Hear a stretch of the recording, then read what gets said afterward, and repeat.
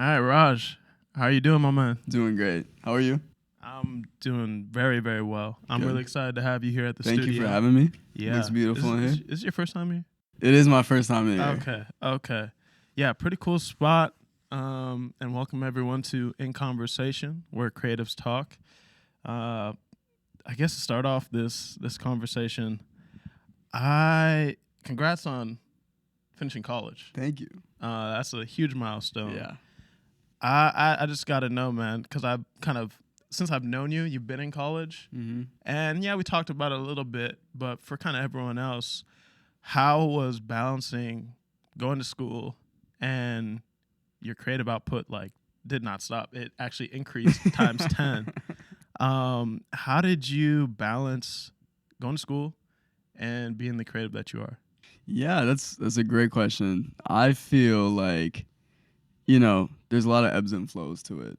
So, being in college, not even just like any college, being in like a private kind of art college, you're kind of forced to put out all this work that the professors want you to while trying to creatively find yourself. And the one thing that I saw was lacking with a lot of the other students and a lot of my other peers was the fact that they weren't doing much outside of school. And they were very talented. They weren't really on social media. They may have been really good welders, really good fine artists, illustrators, graphic designers, but their work wasn't out there. So I think when I got to college, as I started learning, I was like, it'd be kind of fun to see, my work kind of be shown in a way through social media where everyone can look at it and appreciate like the growth. Mm-hmm. I think junior year, it was the moment where I started kind of taking shit a little more seriously. So I had a drop probably around 3 semesters ago, and it went very well. And then after that, I was like, I need to keep going. Like, I need to do good in school, and I gotta, it was some decent money. I'm like, I want to try to make some more money while, staying true to my design language. So just it came pretty naturally for me because like it felt like that was school and work to me. I treated it like it was an assignment. Like I treated it as if like it had to get done. And also on top of that, it just being in MCAD, there were so many tools and assets where I was able to use that I can't use right now, such as like I could weld there, I could use the 3D printers there, I could CNC machine, route stuff. I had all the power tools. I had industrial sewing machines. I had everything I needed. So I took advantage of it fully. Yeah. That's really important that you did take advantage like all those resources. What did you actually study when you were there? Yeah, so I studied industrial / like product design. So basically designing products and trying to improve them and make them more innovative, while also, maybe putting your own twist on them or aesthetic kind of design language on it as well. So a lot of CAD, a lot of rendering, a lot of model making and prototyping, a lot of ideation, a lot of quick sketching. I don't regret it. I think I regretted it for a little bit. Freshman year, sophomore year, I was like such a big like fucking slacker. Like I didn't show up to school. I was like always in New York, like trying to meet and make connections, which was nice, but at the same time, I was paying no attention to school until like I started liking and learning to love product in general, whether it's like a speaker or like a vacuum or like a blender. Like it was just fun for me over time. So I think I implemented a lot of my, the skills I learned in school into my own kind of personal practice. Man, and I can kind of relate a lot to that story as far as like being in school and then discovering like, oh, I have a passion for something else that's not even related to it. Right. For me, it was music. Mm-hmm. I was just making music in my dorm room and using social media. So, I mean, I had Twitter and I had SoundCloud because Spotify wasn't like a thing when I was first starting off.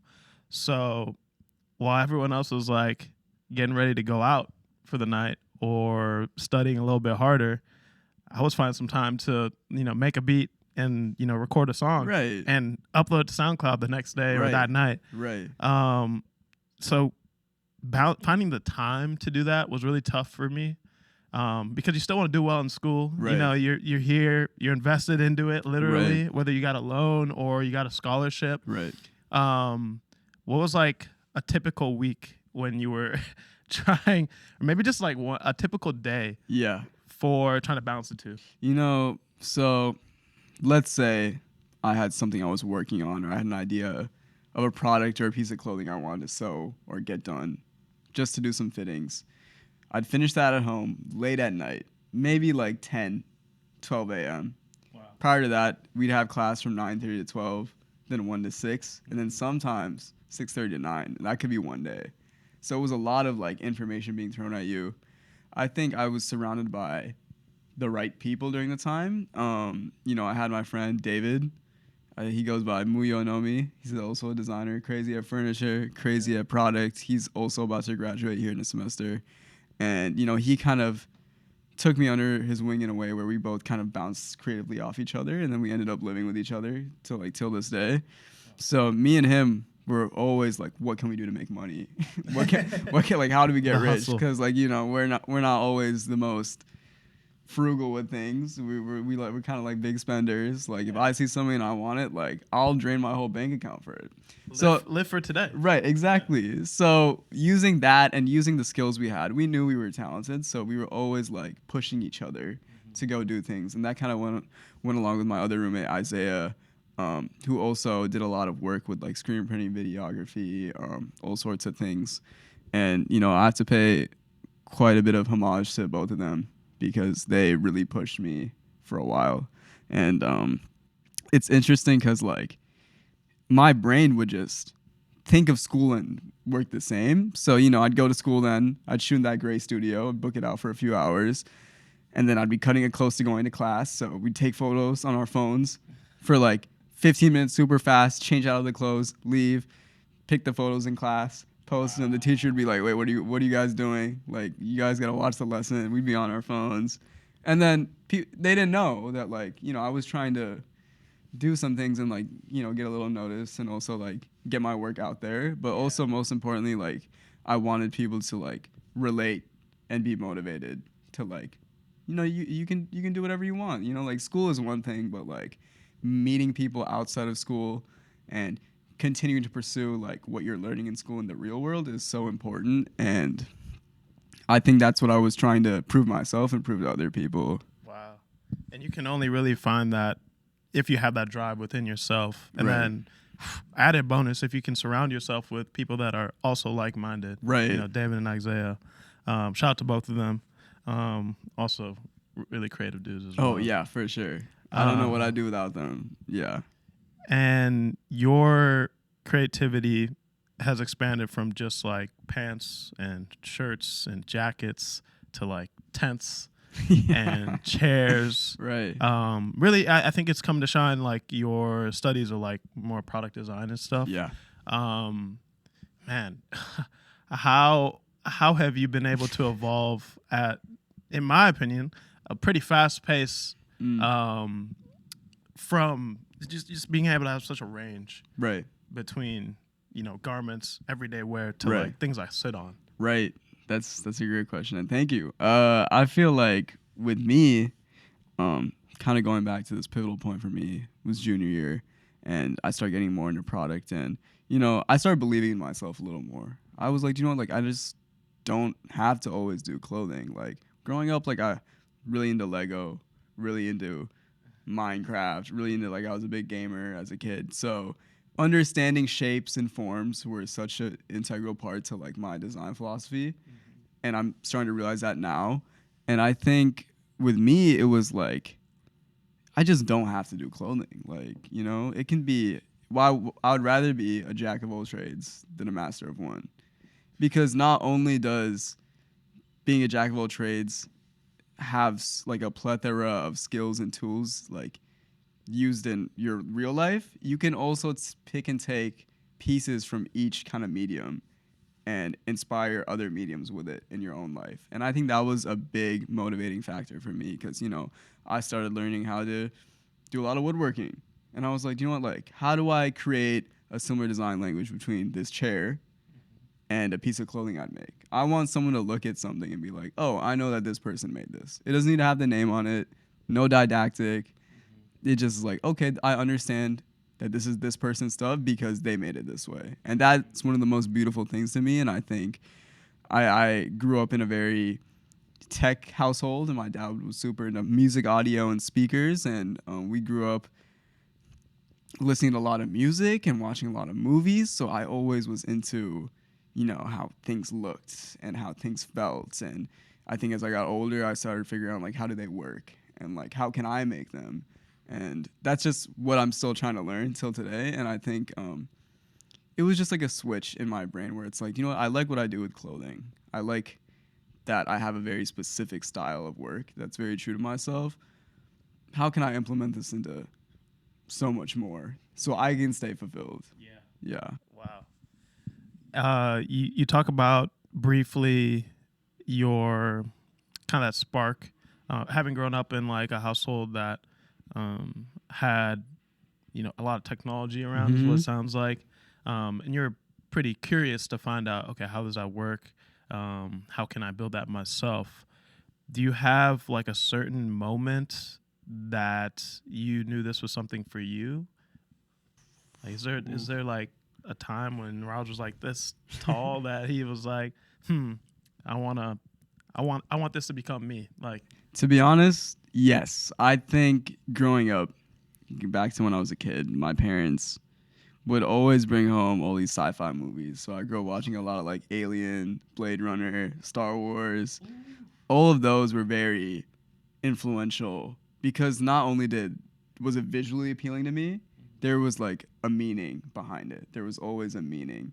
And I think at an early age, I got really into film. And one of my dreams as a kid was being a director. So I really wanted to get into that. And I think as I got older, I started playing a lot of sports, played a lot of soccer, played some baseball, played like tennis, which I was never good at. I think I was only good at soccer. and then I was into the cleats. Because, Ronaldo or Messi would have a pair. And then, I started picking my favorites. And all the cleats were so unique because I was not very loud. I was not a loud person. Like, I didn't wear a lot of loud clothing. But when I'd see the cleats, it'd be like, wow, like, these are so crazy looking. And they're so intricate. And there's so much thought and effort that goes into it. And as a kid, I was like, I like these, but I wish they looked like this. And I think that's when it started. I initially started creating, like, officially creating, besides Lego, was with shoes. Okay. So I started learning how to sole swap, and I even did some like customization stuff for kids in school. I would like unoxidized soles. I'd make your soles super icy. All your like Jordan 9s, 11s, whatever. Like that was my thing in high school, and I made some decent money off it being like a reseller and also like a shoe whatever. And then I think out of high school, I was like, you know what? Like I want to take this further. Like I wanna make shoes. My dream was to make shoes, like from sketch to prototyping to finishing it. So I was like, product design would be perfect. And then when I got to school, like my dreams were kind of like killed because my professor was one of my professors who I don't like, and he sucks, and I don't like him. He doesn't teach there anymore. He didn't really appreciate the fact that I was so into shoes. He was like, you need to get into like cars or like this and that. And I'm like, that's cool and all, but like I really like shoes. And like that's just how it is. During the time I was always into clothing as well, but shoes were just like physical product. Like there's so much innovation till this day. And till this day I'm still trying to revisit that. It's just been a little hard for me because it's just such a weary kind of trajectory I've had trying to get into shoe design. But I think that kind of shunned me away from shoes, and it pushed me to do clothing. Because I was like, it was almost like a kick in the balls for him. Because like I stopped doing shoes, I stopped listening to what he was saying, and I was like, I'm just gonna start sewing. Because like that's the next thing I like doing. And then I think up until recently, I finally kind of tapped back into these mediums that I've always wanted to delve into when I was a kid, such as, Lego was such a big influence when it came to architecture for me. So I've always been like a crazy architecture fanatic. Like I love architecture. Like I get a lot of inspiration from architecture. I get a lot of inspiration from animals as well. And a lot of that the physical building of little blocks and pieces and shapes really kind of carried me to do all these things. But I would say, in a nutshell, one moment was probably the shoe moment where I was like, I think the shoe actually was a pair of, they're called Nike Mercurial Vapors, and they were these turquoise shoes, and they had this orange swoosh on like the toe box, and they were just, the bottom was carbon fiber, and carbon fiber is like the lightest, most flexible, also very expensive material. And I was looking at that shoe like, how do they make it look like this? Like, this is beautiful. Yeah. And then, you know, I wasn't a big fan of Ronaldo, but Ronaldo was wearing it. All the guys sponsored by Nike were wearing it, and I was like, I want to be that. But also, like, I want my own shoes to like be so clean, like so perfect. So I remember that era, I was so heavily like overindulged and obsessed with sneakers. Like, I was subscribing to all the soccer magazines, even the Hyper Dunks when the basketball shoes came out. Obsessed like with the colors, with the shape, with the drawing them out. And I think drawing was also such a big pivotal point for me as well. Dude, those I remember like World Cup 2008 or something, back when like Ronaldo, yeah, and you had Ronaldinho, yeah, man, like all the colors and like the little flaps, like I remember Beckham had the flap. Yep. Man, I mean, I think those are still like, that was such an iconic period. Oh yeah, soccer cleats, right, and shoes in general. That World Cup was crazy too, because you know there's a lot of controversy going on during that time. And I remember, Beckham was signed to Adidas, and he had his Predators, which had the little tongue. Yeah. And that's the stuff that I'm like, if I were to ever make a shoe, I would take that tongue and put it on a pair of shoes. Because like, I just love how it looks. I love because I feel like back then, companies they took so much more of a risk when it came to designing, whether it's like, you know, you look at Oakley or you look at Nike, the people they were working with and the stuff they were pushing out, like, you can never find that. Not even find it. They would never do that now. No. And it's almost like sad, because it's like, wow, like, you guys were so creative then, and you guys took the risk. If it flopped, it flops. But the byproduct is something that's very beautiful, and like, to their knowledge, like, people love that stuff. Yeah. So that's why there's a few brands that I'm like, you know what, I respect what you did, and like, it's amazing that you did it during that time. Yeah. The 2000s, early 90s was a great time for a lot of shoes, watches, clothing, innovation, and that's also an era that I just fell in love with. Yeah, you mentioned the Nikes and all like the big boy brands when it comes to shoes and those iconic looks. I totally agree. Like, they've lost their flair for whatever reason. But I think it's brought such a great opportunity for all like the smaller boutique or startup brands, you know, such as yourself, that are like kind of emerging to become this next cream of the crop. Right. And you see it every day, like the thermal stuff that now Nike's doing. Yeah. Yo, that wasn't them who started that. That was like Thermal Visions and some of these smaller brands, right? Right. I want to kind of progress this into, now you have a documentary coming out, directed by Sawyer, which, from what I understand, is going to highlight the last couple of years or the last year, talk more about your story, and dive into Jarrah Webster.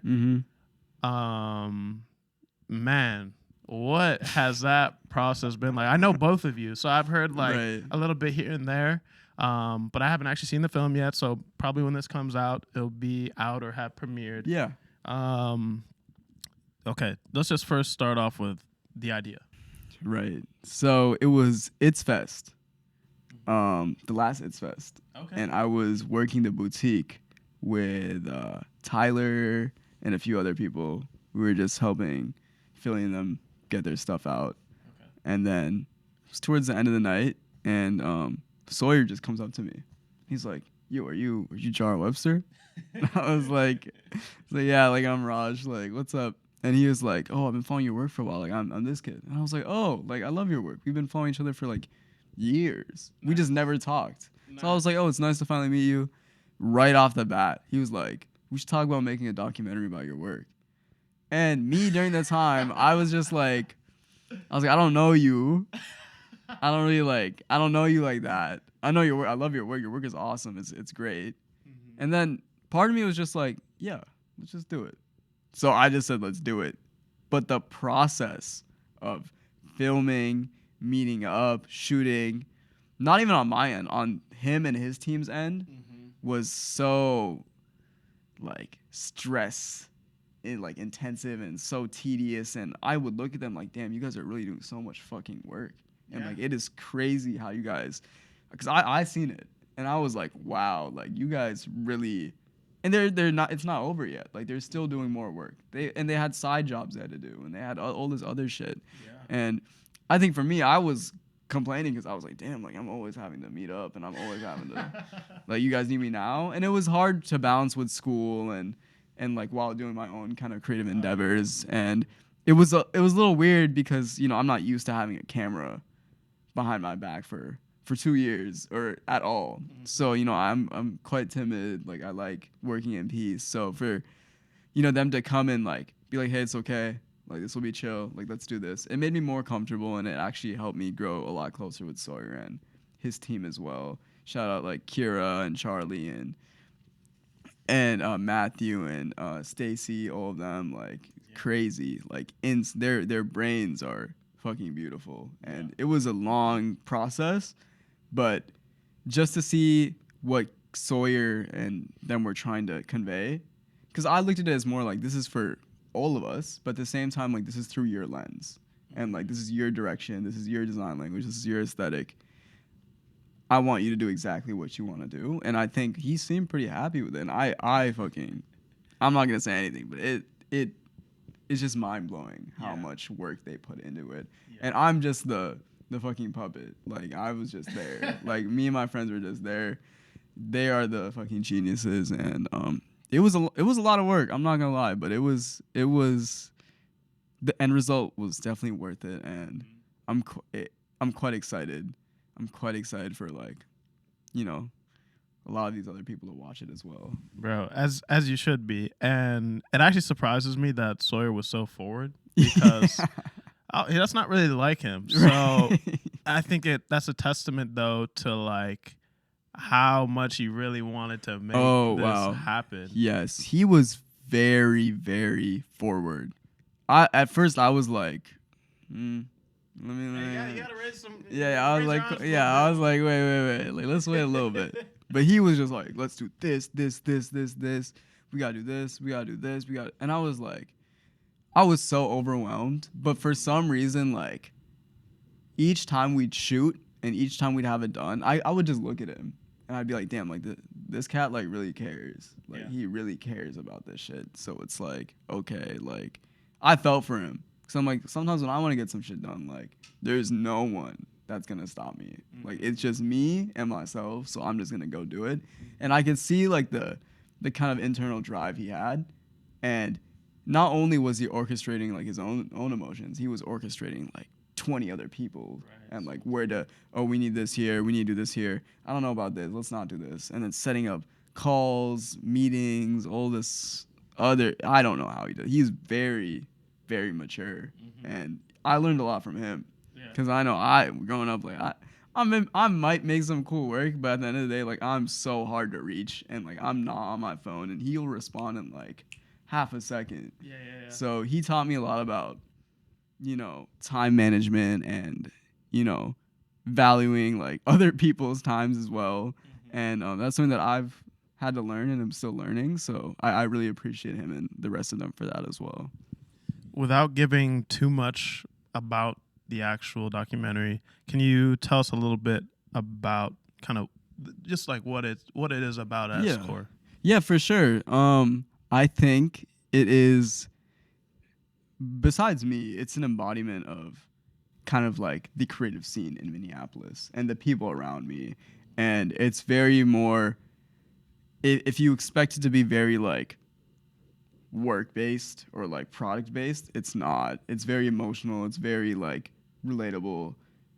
I feel like it would kind of hit home for a lot of creatives in Minnesota as well.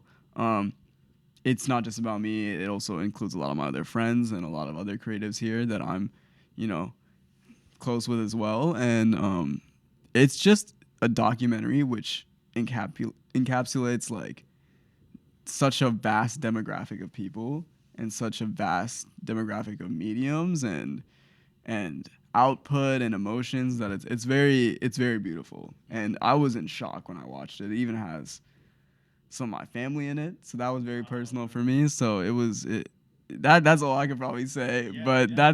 that's that in a nutshell, I guess. But yeah. And if you had to say like one thing you want the viewer to get from it, well, how would you say? I would say that like it's not easy doing what you want. And like I think a lot of times, even me, like you feel alone and you feel like you can't do some shit and that like no one else will understand. I kind of want this to be like, hey, like if you look at me some type of way and if you see that I'm putting out work like this, or if you look at some other designer in Minnesota or creative in Minnesota putting out crazy work and you're just like, wow, like their work is so good. They're doing whatever they have to do. It's perfect. Like this shows like behind the scenes of like what really goes on. That's sweet. Yeah. Sweet. Yeah. So it's very raw, very true, very genuine. There's no sugarcoating. There's no like BS. It's very like this is what's going on. The way I'm talking, I'm like, damn, like I really exposed my emotions. But it's worth it, and I hope that it will kind of motivate people Yeah. to kind of like look at themselves and be like, you know what, like this is not like it's not that I'm not alone. I'm not alone, and I can do this too. I'm sure it will. It's like kind of like sharing like the blueprint, right? Right. And I'm excited to see it. Definitely gonna be there. Hell yeah. Dude, what was the first kind of like oh wow or oh shit moment when it was maybe like someone liking one of your posts or someone ordering, reaching out to you? Yeah. Yeah, because for me, for music, right, I remember like the first like maybe celebrity or someone I looked up to who like showed love to my song, and I was like, whoa, like how did you hear this? Yeah, like how did you get into yeah. So what was that moment for you? Oof. You know, there are a few people that I'm like, wow, there's no way. And I think funny enough, it happened earlier on than I would have expected. I think during the time when I was starting to create, when COVID happened, I was started making clothing. I was in touch with a lot of musical people. So I think one of the clients that I was really into was Brent Faiyaz during the time, and he and his producer Deep Hat Beats actually ended up ordering some stuff for me, and that was a big deal. But I think now that I look at it, during that time I was so naive and young, and like I was just like, oh, like this dude bought it, like it's so cool. But now it's like I'm getting in touch with people that I'm so fascinated by, and I've been fascinated by that no one else knows.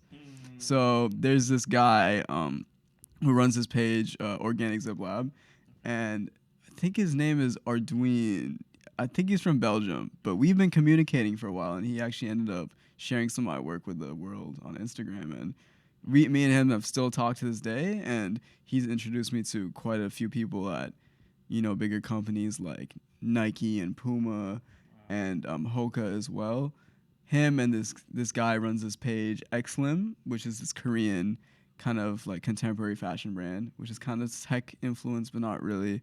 His name is Do-hee Kim, also a very sweet dude that actually reached out to me and followed me, and I've been looking at his work for 3-4 years, and that was such a big pivotal point for me. And I think the biggest kind of like oh wow factor for me within all those people was me setting up Zoom calls with them and talking with them. Like I'll talk to them, and they're not from Minnesota, they're not even from the U.S., and they have this accent, and like there's this British dude, and like I don't know what he's saying, and like it's just awesome because they're looking at me like they're considering me as like one of them, and it's sweet because it's like, and then the question comes where it's like, how old are you? And I'm like, oh, like I'm 22, and they're just like, wow, like you need to get out here, like we need to work, we need to do this, like you're young, like you, just the connections that I've made that other people may not be excited about, but I'm very excited about. People like that are very important to me. I think when it comes to like a lot of the musical artists or a lot of like the kind of like mini micro celebrities, like that's cool for me, but I think personally someone that I've been looking up to or inspired by for a while that finally reaches out to me is 100 times more satisfying. Yeah. Dude, that's amazing. And like when you're in that moment too, you got to remember like you didn't just stumble into this room. You didn't just stumble into Right. that conversation. Like you put yourself out there enough to be respected and seen as a peer. Mm-hmm. And I think as long as you're like a genuine person, when you do hop on that Zoom call, people are more than happy to help you Right. reach that next level or that next milestone that you're trying to achieve. And it's just important to like don't burn any bridges Right. and just show respect. Like even if you walk outside on this street here in St. Paul and some random dude runs into you at a coffee shop, is like, "Yo, I like your pants." Yeah. And you're like, "Oh, I made them, right?" Yeah. And just treating that guy the same way as That you treat anyone. No, Yeah. the customer, not even customer experience, just, treating the golden rule. Yeah. It's just such a cliche, Yeah. such a childish kind of idea, but it's so true and relevant to everyone. And it should be applied. And I completely agree with that. I think even me talking to some of these higher ups and people that I'm inspired by, like, wow, you're doing this, I want to do this. Like that's my next goal. They can see in my eyes and in my voice that I'm very passionate about it and that I want it. And like you said, they're willing to help, and that's the most genuine and sweet like feeling I've ever gotten. And it's been literally the past month I've been feeling that. So it's very exciting for sure. And it's only gonna continue. It's only gonna continue. Thank you. I hope. Yeah, I mean, like the next 5 to 10 years, who knows? But I think it's gonna be bigger than just the state of Minnesota. Mm-hmm. So, and I think the documentary will highlight this really well. But let's talk about your influence, the influence that Minnesota has had on shaping kind of like your taste, your style. How have you kind of noticed, if you take a step back and be like, oh, I'm this way because this has been home for X amount of years. Right. Wow. I mean, personally, I think Minnesota is a very unique place. I call it my home. I have trouble leaving here, actually, because I'm so used to it. Yeah. And I love it so much. Like, my dream is traveling, working a job, and then coming back here because I love it. I think growing up, I was always influenced by kind of the niceness of people. I think a lot of people here are very chill. Like, I lived in Washington for a little bit, and it's a little different than here from my knowledge when I was a kid. But I remember being here, I was, you go through the same shit. I went to like a school where there's a lot of white kids, and it's fine, but like, it was a Catholic school, and like I was the only brown kid, and like it looks weird, and they're like, well, who's that? Like, what is that? So what is that? Like, I dealt with all of this, and like, but at the end of the day, like, I think I was always treated over time quite well. I was treated with some form of respect. People would listen to me, and people would talk to me, and even if there was someone that was weird, I always had someone backing me up. And, I fell in love with the nature here. I fell in love with the wildlife here, even though there's not that many. I fell in love with a lot of the birds here, with a lot of the seclusion of, like, some, you go to the suburbs and it's so fucking quiet. Yeah. And I love quiet. Like, I love just chillness. Mm-hmm. And then for me to live in the city now is quite a turn. But I think creatively speaking, I was influenced by a lot of, I don't even know if it had to do with Minnesota. Mm-hmm. I think for me, it was like I was always doing something. I was always on YouTube. I was always on the internet growing up. So I was always exploring, whether it's like Soulja Boy, like dancing and like looking at his fit, or looking at like Nigo or like Pharrell or like NERD, like Nerd. All that shit was very influential growing up. Even the one thing Minnesota did do, I guess, was let me have an open sense of music. I think living here and growing up, my dad played a lot of traditional Indian music. Then he played a lot of like jazz, a lot of Miles Davis, a lot of like John Coltrane. And then I grew up listening to a lot of like Fleetwood Mac and like Simon and Garfunkel. And then occasionally we listen to like some Tupac or like whatever it was. And I had such a vast variety of genre that, I could connect with a lot of kids here. Because like I wasn't just listening to one type of music. And I think when I got older and, I met people like you. Like you hear the music you're making and other people are making. It's like, wow, you guys are really tapped into the design, not the design, the music that you guys speak, and it's like effortless. It's just what you do, and this is how you do it, and it's beautiful. So I think music is, I don't know what I do without music, first of all. So I guess some of the music here, you know, that Midwest kind of like rock music, indie, all those like low key bands I fuck with. I think Minnesota influenced me in a way where I would look at people not doing anything and be like, I gotta do something. So I guess that would be the one thing creatively, because I was never really like, to be honest, I never was inspired by a lot of like designers here, because they're not that many. I think one kid that really showed me actually, you know, you can do this was Maddie or Blue Velvet Valentine. And such a sweet dude, such a talented dude, very humble, very, very sweet. He also gave me a ton of books, gave me a ton of patterns, was like, this is what you gotta do. You gotta do this. And shout out Matt too, because Matt linked me with him. Matt is like the biggest connector. So I'd say the connection's here. I would say the connection's here now that I'm thinking about it. Like, I think when I was 18, I met Matt. And Matt, I didn't know who the fuck Matt was, because like he just came up to me and he was like, bro, you trying to do this? And I was like, sure. We started kicking it. I met you around that time. I met Papa around that time. Before that, prior to that, I met Tyler, Fake Shop USA. So this whole culmination of people that I tended to like surround myself with were so genuine and also trying to figure out the same shit that I was trying to figure out in their own way, you know, while staying different and unique.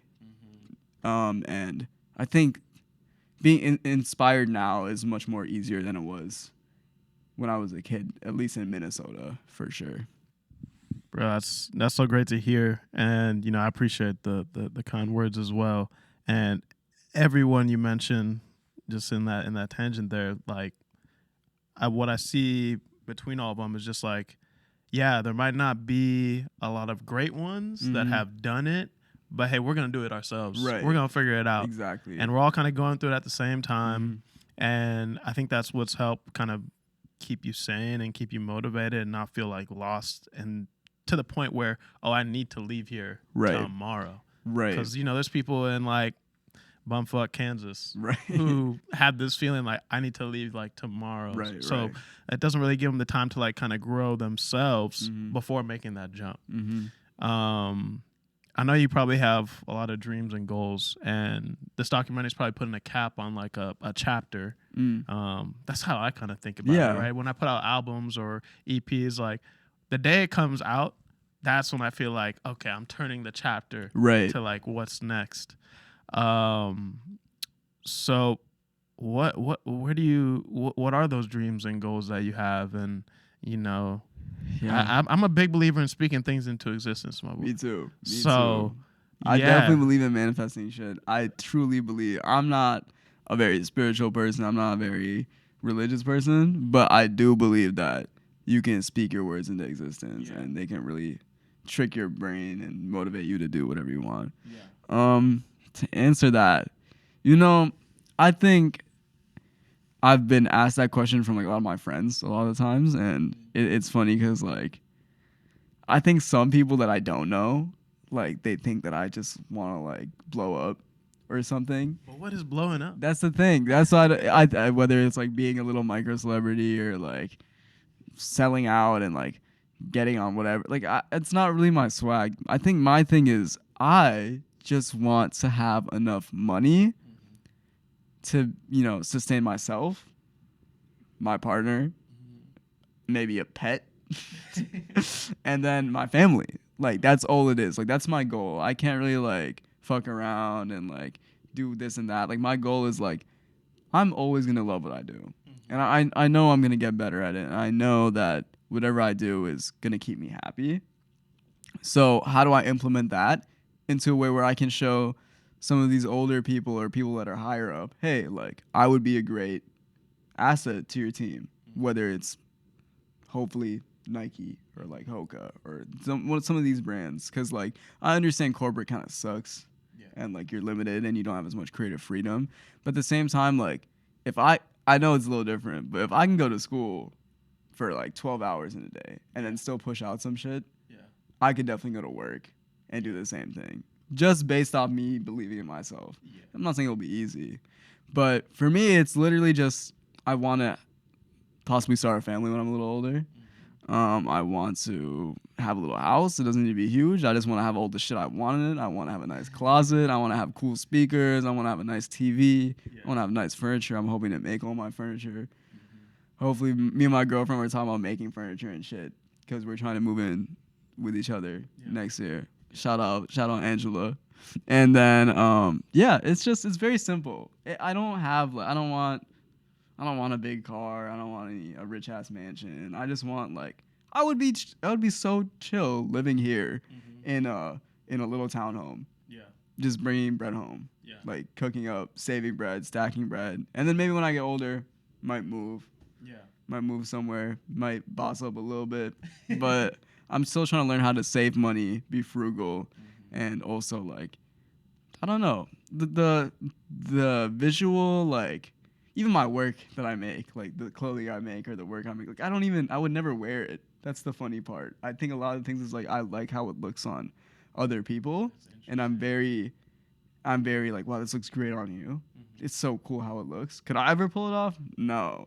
In my head, I'm just I could never do it. That's why I never wear or keep my own shit. Besides some of the furniture I make. But yeah, I think that's the answer to that question. I think that's very achievable. Yeah. I have no doubts you'll be able to achieve that. Thank you.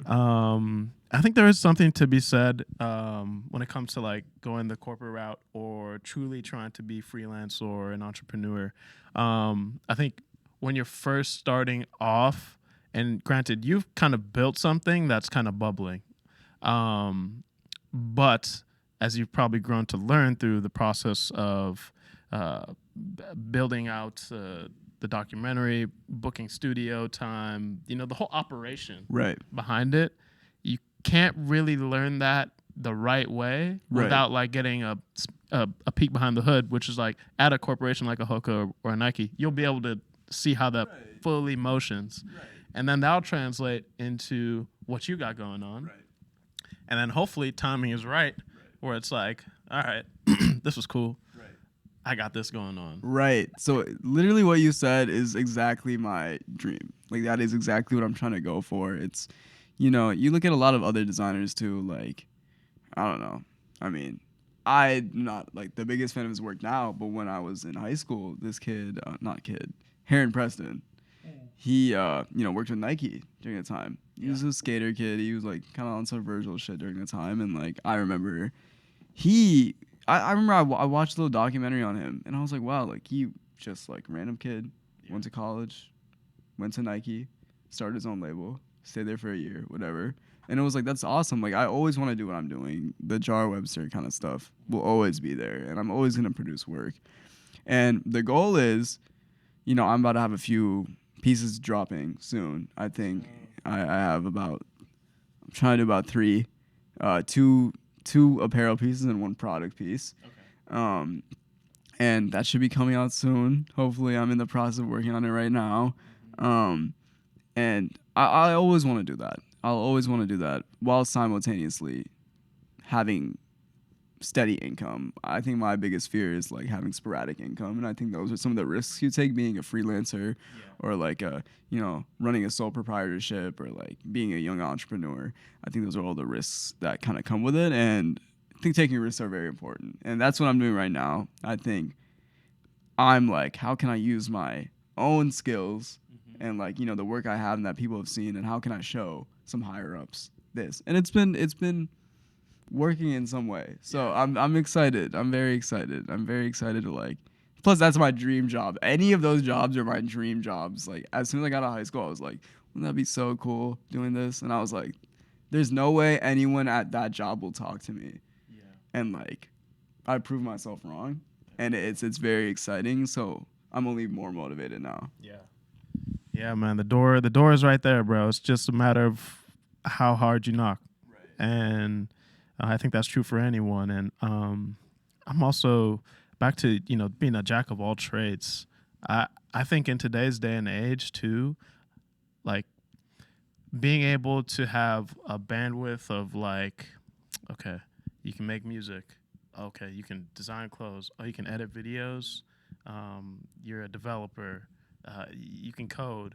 You can also actually build out the design and the UI UX. Like, we have so many tools now where you don't necessarily just need to specialize in one thing. Right.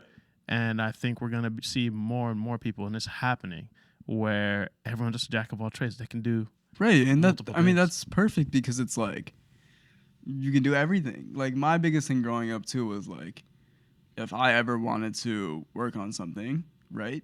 And I want to do like some graphic design work for like a poster or like a little video, I would do all that myself. It doesn't mean it would be the best, but I was confident in myself enough to the point where, using my resources, I had an iPhone is so expensive, like it's like, why don't people use it enough? I was using editing apps, even with Isaiah, like we would edit photos on our phones with like crazy weird apps that no one's ever seen. Like we didn't even want to buy the subscription, so we just screenshot the photo after it was done. Nice. And then we'd tweak it out, and then people would love it. And we'd be like, we do all this on our phones. Like there's no, nowadays it's a little different where I'm working on a laptop and I have a Mac and I have like, I'm lucky to have the Adobe suite and I'm doing shit on there. But even then, that doesn't mean I still don't use my phone. Like I still like will half-tone a photo on my phone so I can send out a quick mock-up or idea to like one of my friends if I want to make some shit. So like, using your resources, using what you have, we are so blessed to have like the shit we have. Like even if it's like, it seems like a little bit, like you can do so much. And like you can learn from people. Like there's so much you can learn from people. And I think a lot of times, me being, I'm guilty of this as well. Like we take that shit for granted. And I think, I don't know, it's important to dip your toes into everything you want to do, because I guarantee like it will benefit you in so many different ways. And it will keep you happy. Like you're going to get sick if you do like the same shit over and over and over again. Why don't you like take a break, go do some other shit, get motivated, and then that might motivate you to get back into what you were doing before, So like that's my advice, I guess, for that too. 100% agree with that. Yo, and you basically, I only have one more question left. Yeah. And you're kind of starting on this. What would be one piece of advice you would have for someone that's watching this or listening to this and is like, man, I'm trying to get like Jarrah Webster. I've been following this page for like 2-3 years. I just watched a documentary. Man, I'm trying to get like that. But I don't know where to start. I might just have an iPhone. Right. Shit, I might not even have an iPhone, right? But yeah, what would be that one piece of advice for someone who is in that state, that is in that particular moment for them? I think naturally, if you are a creative-minded person and you are ambitious enough, you will always have, deep down, whether you found it or not, you will always have some drive that can be tapped into or unlocked. So my biggest piece of advice would be look back at your life and look back at what interests you and be unique and true to yourself. And don't worry about like, I feel like people just care so much about like their perception now on the internet. And I feel like you don't need to worry. You should be I was posting shit when no one would like it. Like no one would like my shit. Like I'd post like 5 times in a day and be like, new pants, new this. Ooh, this is my drawing I did. Oh, this is a painting I did. Oh, this is me messing around with some drums. Literally all it was. And like I had no likes. Like I maybe got like 10 likes. And like I think I got lucky in a way where, it's almost like attention grabbing when you look at someone, they're like, oh, this person's getting like so much instant validation. Gratification. That's only temporary. That doesn't matter. That's the point. So I'd say fuck all that shit. Do what you want to do. If you want to make a living off it and you feel like social media is the way to do it, post your work. Don't get too into it. Just drop your work. Do something that's true to yourself. Do something that will make you happy. And I know it's probably cliche advice, but like that's literally, cliches are cliches for a reason. Because half the time they're true. So I feel like just tapping into what you feel is right and what you've always been interested in. Revisit ideas you've had when you were a kid. Like I'm doing shit that I wanted to do when I was a kid. Wow.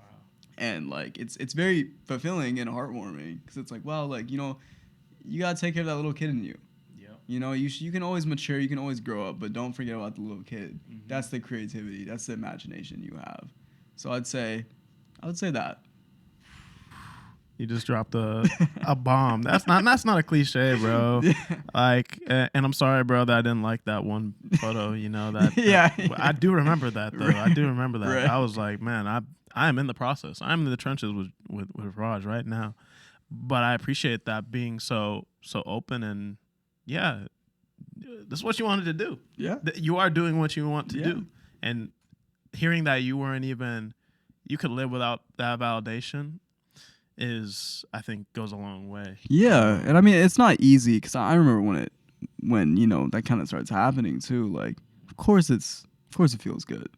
Of course it's empowering for like 2 minutes, and then it's gone. So that's at the end of the day, it's like, you know, we have a beautiful, strong, intelligent generation of people where we have the choice to be good at what we do and creatively, and not even creatively, just, you know, go about our lives in a way that can fulfill ourselves. And I think one of the negative connotations, the negative sides is this social media is, you know, too much of anything is bad. Yep. So I think using that in moderation, it can be scary sometimes. The internet's a little scary now. Yeah. So, yeah. All right, bro. Well, I appreciate you stopping by. Thank you. This conversation was great.